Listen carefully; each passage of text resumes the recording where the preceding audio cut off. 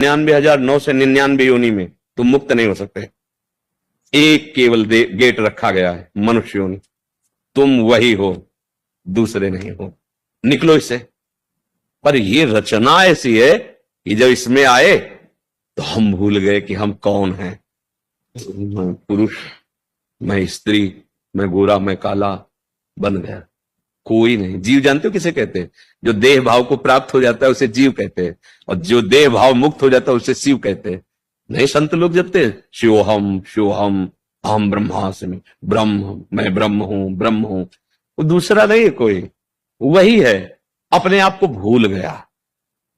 देखो शास्त्र, अब चूंकि प्रश्न इतना ऊंची स्थिति का है, ब्रह्मविद ब्रह्मैव भवति। जो ब्रह्म को जान लेता है वो ब्रह्म में हो जाता है। ब्रह्म में हो जाता है का मतलब जानते हो क्या है? वो ब्रह्म में था, ब्रह्म में है, ब्रह्म में रहेगा। ये बात उसके अनुभव में आ जाती है।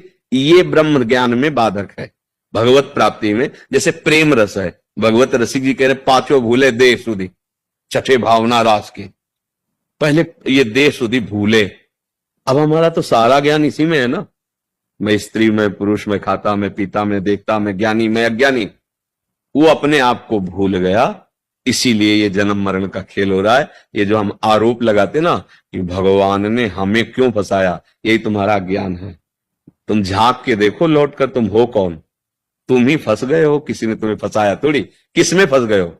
मकड़ी अपने मुख से जाला पैदा करती है, उसी में खेलती है और उसी में मर जाती है। हम अपनी वासनाओं का जाल फैला लिए। बोलो हमें कौन बांधे हुए है? कौन बांधे? हम ही चाह में बंधे हुए हैं।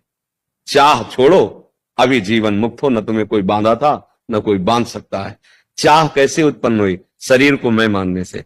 अब भूख है, प्यास है, देखना है, सुनना है, भोगना है, छूना है, सूंघना है, जन्म है, मृत्यु है, ये किससे हुई? इसको अपना मानने से। गलती किसकी हुई? मेरी हुई। भगवान ने कहां बांधा? आप हो कौन? कहा जाता है कि ईश्वर अंश जीव अविनाशी। ईश्वर का अंश है तो है कौन? अविनाशी।